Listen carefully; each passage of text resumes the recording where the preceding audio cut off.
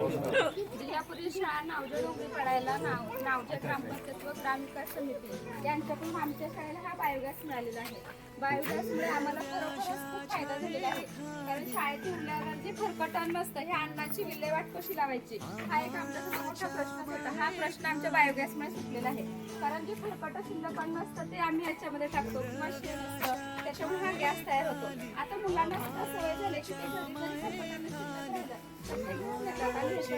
त्याच्यामुळे खूप गॅस तयार होतो आणि तयार झालेल्या गॅसवरच आम्ही आमच्या शाळेतील खिचडी शिजवतो आणि ह्या शिजवलेल्या खिचडीला चवही खूप छान लागते.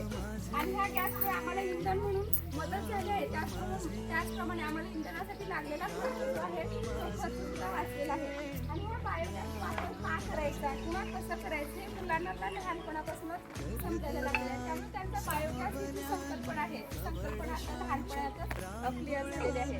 आता बायोगॅस मधली जी स्लरी निघते ह्या स्लरीचं उत्तम खत म्हणून आम्ही आमची परसबाग तयार केलेली आहे शाळेची. त्या परसबागेसाठी त्याचा खत म्हणून आम्ही वापर करू शकतो. साधारणपणे 2 लिटर बायोगॅसमध्ये दर महिन्याला 26 किलो LPG गॅसची बचत होते.